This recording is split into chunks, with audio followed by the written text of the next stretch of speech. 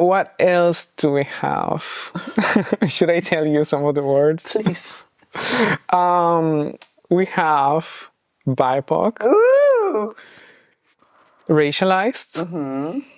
We have Flinta. Also, I don't know if we're ready for that. No, let's go with BIPOC then. All right, the option is BIPOC. Racial, not option, it's like all the BIPOC, racialized, and then Flinta. Yeah, I also wanted to talk. Do you have a minute to talk about transgenderism? Always. So, BIPOC or BIPOC, what I know is that it comes from the States. I don't know how old of a term it is, but I always had this like association with the States rather.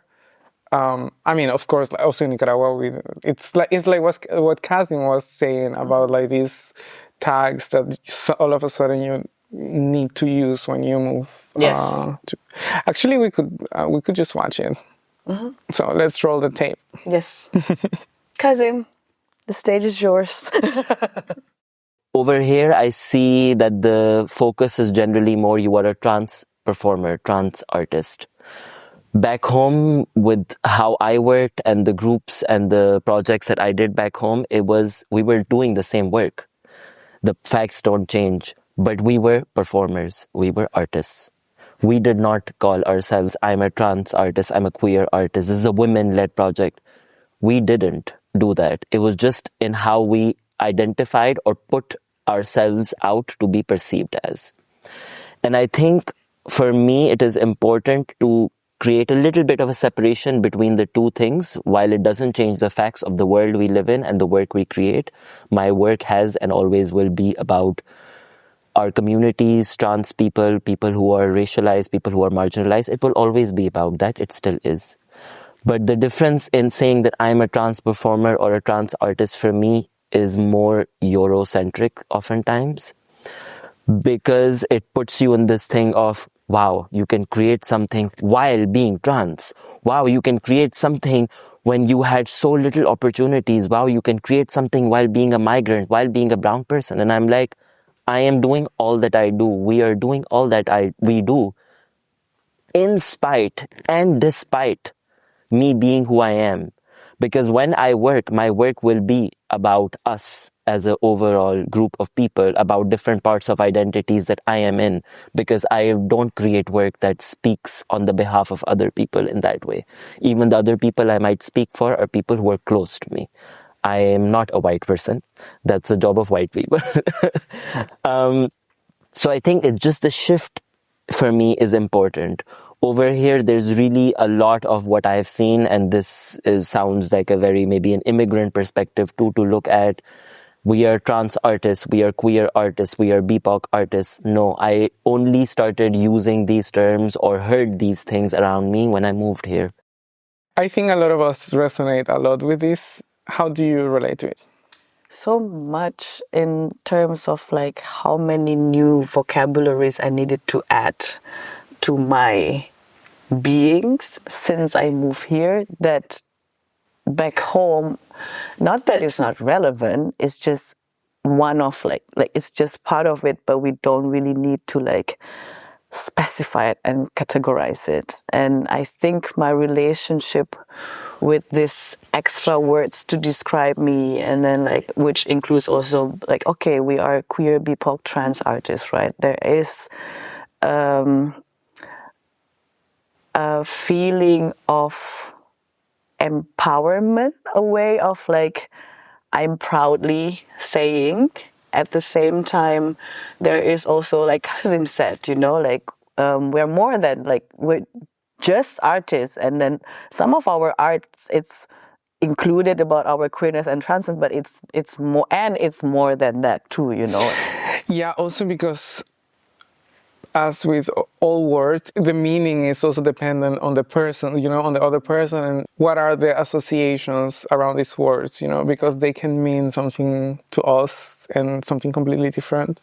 But the question raised is very interesting to me. Also thinking in this other term, racialized, because now that I've been writing about cultural production, I found myself like needing to refer to this thing or the other, because also in my case, since I'm not like a BIPOC artist, like, I mean, I guess I am, but like, I haven't been confronted with naming myself like that, and I avoid the terms altogether most of the time, But now that I wanted to refer to this reality, I was thinking a lot about it, because I think in other contexts, also in personal life, I find myself sometimes trying to find not the perfect, but like a term that really feels like express what I want to express. And the problem here is that I've heard people who don't feel included in the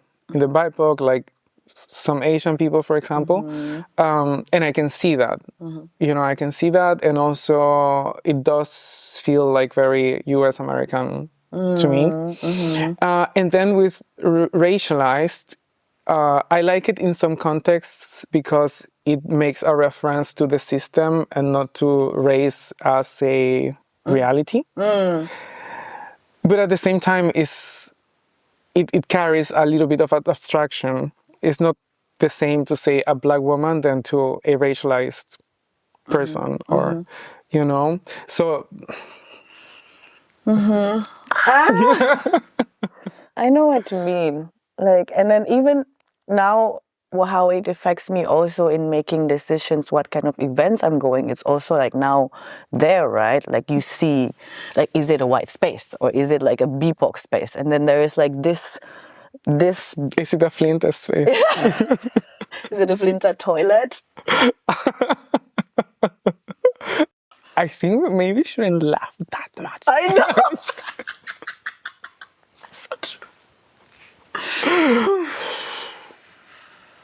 Moving on. Moving on. Like it affects the way I'm also, of course, the intention is also to have a safer space, that you feel more comfortable with the people who could relate with your racialized experiences, like that's how we met as well in this trans BIPOC. Yes. Mata is responsible for so many things. Mata, love you so much. Thank you. Thank you so much. Should we put like his picture here, Mata? Exactly, and that was the reason. This is so interesting to reflect, because like I've been to a trans, like a different kind of poetry events that is mostly white people there, and then it was a different experiences, and we can talk about there also in another episode. And then with Mata, and then I saw this like post, and then it's written specifically, and that was the motivation I wanted to go. So because I was like, oh, I don't need to explain myself. I could just be. People relate and resonate without having me to translate, and that's like I think the sides of like the good intention of being inclusive and create a safer space for us, like. Yeah, there is like a specific category, because just because you're trans doesn't mean we could relate different layers or intersectionalities too. There's so many topics that we feel so lonely already carrying it, and just having the space to share it and knowing, okay, you could just like nod and say, I understand, and that's the flower on this word, and at the same time it's not the trees. Like to make it the trees, there is so many things we need to reflect more. What do you mean by all of these letters? Even the first thought of like categorizing it, there's Black, Indigenous, person of color. What does person of color mean? There's black is quiet, clear, like it's clear, and then indigenous, and then person of color. What, like you said, is it Southeast Asian connected as well? What if we are light skinned, but we are also racialized? Right? Yeah. What you were saying, like right before this, also made me think that we cannot talk only about terms, but also about. It's always about how we relate to these terms. Yes. You know, because right now, when I was talking about do I write BIPOC or do I write racialized, it's more of like this position of, okay, I'm writing this to make it public, and and thinking a little bit of the implications that it has for people, but also how I relate on the personal level is that I see an event that is BIPOC something. Or racialize something, it's not that I will think, oh, I won't go to this event because this specific term doesn't include the, because also I haven't found another term. Maybe we need a new term. But this is always a good idea. But like, that's what we have, and also around this idea of how people relate to this term, we also need to keep in mind that some people don't relate at all. Yes. Yeah. And there are different levels of familiarity with these terms. Also, sometimes people could use certain terms because these are the ones that they've heard, like transgenderism, for example, because this is the one that they've heard and they don't mean it in a bad way, right? Like, and I think, that's something to have in mind. Yeah. I think it's good to put the intention also, like we're not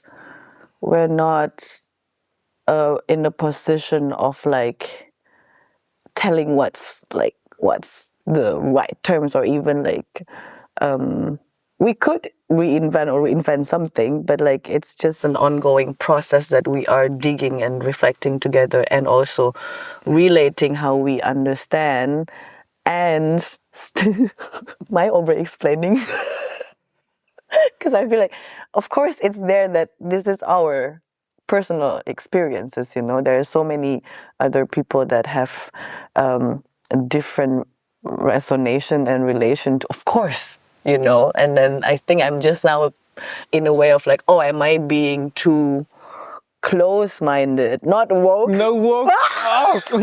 of like focusing like how I feel about the word. And I think at the same time, we're just sharing about our personal stories, and how that's why for me to understand the word BIPOC with all the understanding that I have now, even from today's episode as well, like there's so many things I need to check on it, like how I use it, what kind of spaces, what kind of understanding too. And I don't know, like POC, I use the word POC, but now I use more specific for myself. It's like Southeast Asian.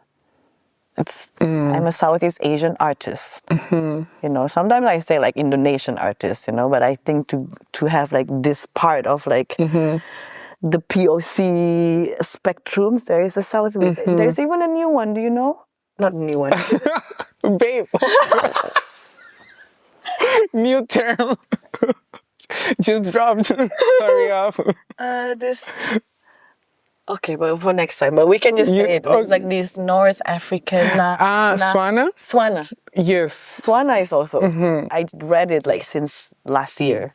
Yeah, that's interesting also because coming from Central America, there's a lot of context there that I don't understand too. And I mean, not saying it's an excuse, but like it's just good to talk about the terms. Yes. Yeah.